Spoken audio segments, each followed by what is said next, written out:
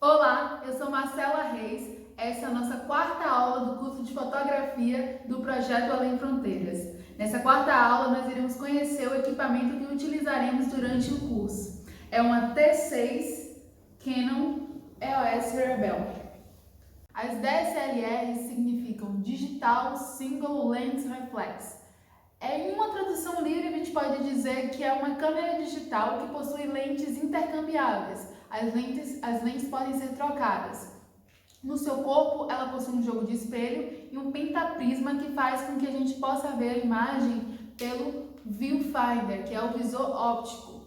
Além disso, ela tem um sensor APS-C e capta as imagens e envia para o cartão de memória. Então não utiliza mais os filmes analógicos como antigamente. Ela tem um corpo mais robusto do que as ultracompactas e compactas e além daquelas que a gente considera como semi-profissionais. É uma câmera de entrada e ela é bem menor do que uma câmera de cinema ou de um criador de conteúdo, filmmaker. O primeiro deles é a redução de olhos vermelhos. É essa bolinha que a gente está vendo aqui. Ela é responsável por emitir uma luz vermelha que vai fazer com que o flash não reflita nos olhos das pessoas. Então ela vai encolher a pupila para que na hora que o flash principal seja emitido, os olhos não fiquem avermelhados nas fotos posteriormente.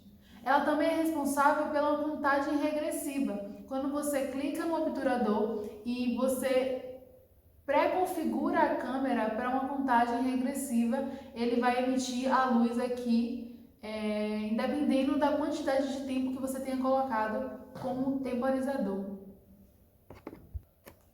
O segundo é o anel de focagem.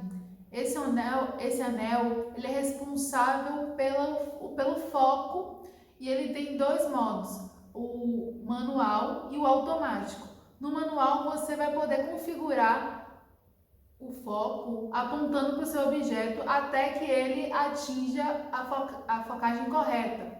Já no automático, ele irá sozinho regular esse foco. O terceiro é o anel do zoom. Como vocês podem ver, ele é responsável por diminuir ou aumentar o zoom. Dependendo da direção que você gira, ele vai aumentar ou diminuir a focagem no objeto. O quarto é o botão do flash. Em algumas DSLRs, esse botão pode se apresentar na frente e até na traseira da câmera, mas a T6 ela apresenta na parte superior. Já no slide a gente consegue ver que esse botão ele está ali próximo ao nome EOS e isso não interfere na qualidade do flash, nenhuma outra característica, é apenas um botão dedicado que faz com que a gente tenha acesso mais rápido ao flash. O 5 é a mudança do modo de foco. Essa mudança do modo de foco fica localizada na lente. Ela possui duas opções, que é AF e MF. AF é o modo automático e MF o modo manual. No modo manual dá mais possibilidades de distorção do fundo e a automática a câmera ajusta sozinha o foco que ela irá fazer na imagem. O sexto é o estabilizador de imagem. Em algumas lentes não possuem estabilizadores de imagem, como essa daqui da T6, não possui. Mas essa do slide nós podemos ver a 500D, que ela possui e nas Canons é utilizado o IS. Já nas Nikons você pode encontrar como VR. Essa é o modo como eles utilizam para que a trepidação, que é o movimento que nós fazemos com a mão, não tenha muita interferência na hora da qualidade da imagem, para que a imagem não saia tremida.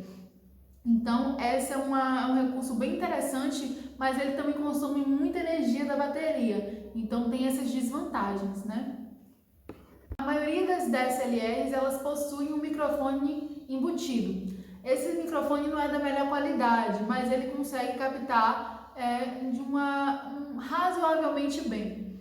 Eles estão localizados geralmente nessa lateral aqui, e nessa 500D do slide a gente consegue ver que ela tá bem na mesma posição, quase na mesma posição da D6. O oitavo é o preview de profundidade de campo. Apertando nesse botão, você consegue reduzir a abertura do diafragma, fazendo com que você tenha uma profundidade de campo mais adequada para aquela fotografia. E você consegue visualizar o quanto a imagem vai estar em foco, olhando através do visor ou verificando no Live Finder.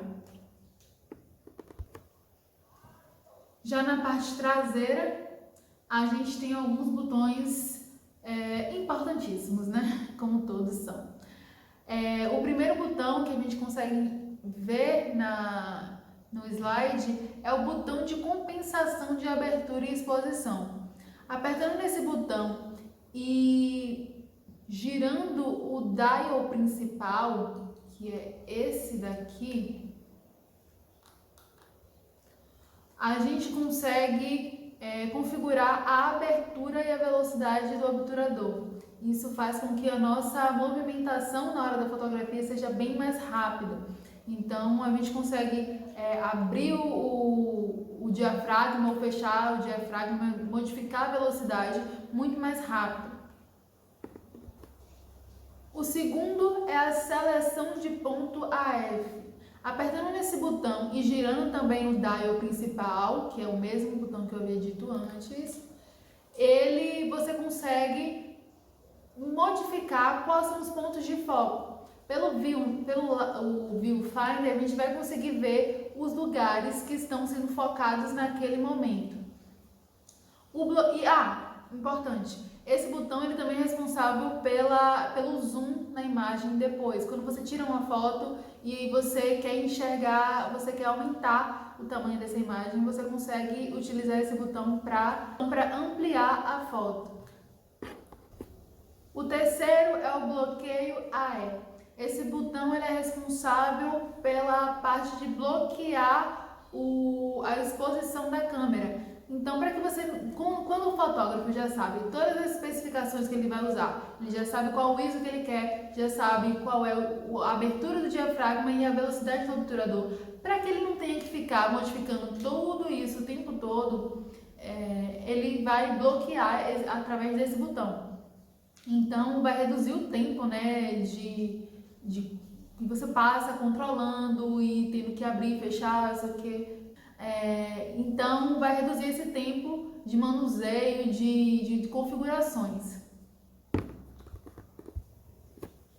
E além disso, ele também é utilizado para reduzir o zoom na imagem quando você a coloca na LCD. O quarto é o Live View, que é a tela LCD por onde você consegue ver a imagem depois de tirar e enquanto você está tirando, se for do seu agrado, se for da sua escolha.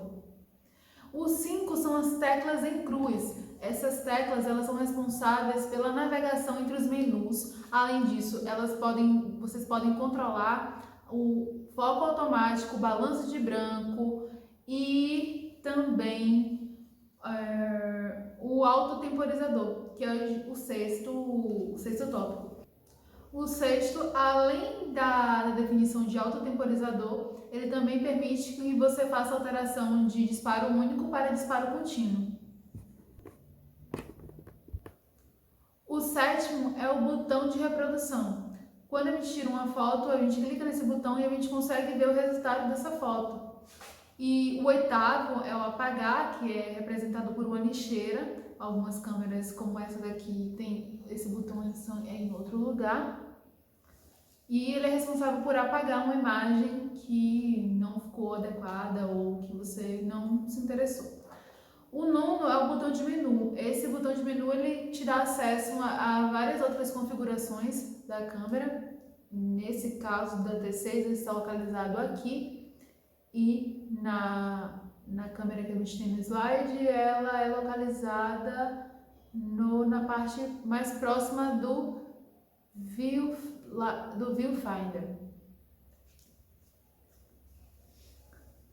Na parte superior nós temos o flash embutido, que é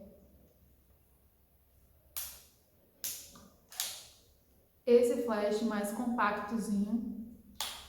E ele é responsável por emitir uma luz, né, que irá atingir o objeto caso o ambiente que você esteja muito escuro. Então ele só vai fazer uma compensação de luz muito pouca, dependendo do lugar.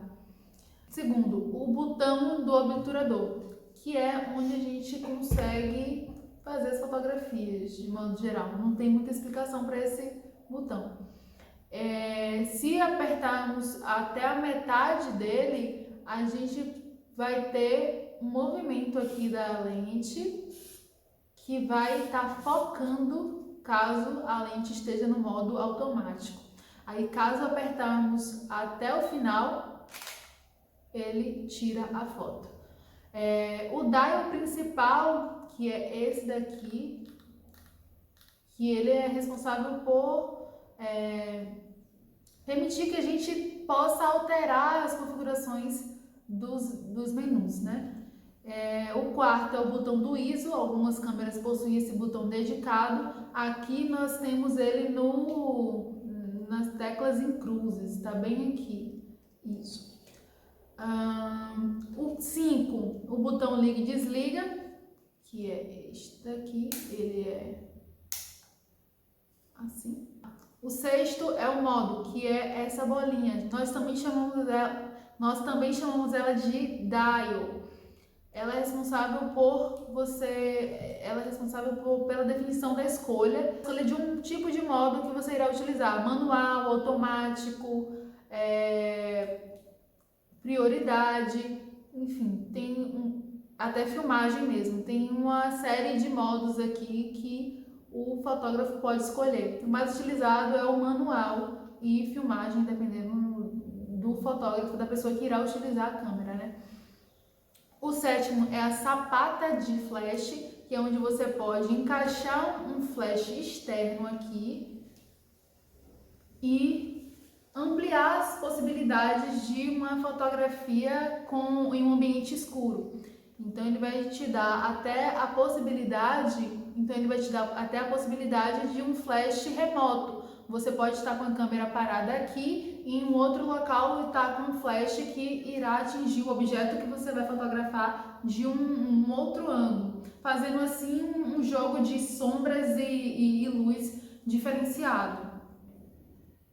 Obrigada, essa foi a aula de hoje, espero que vocês tenham gostado e até a próxima aula.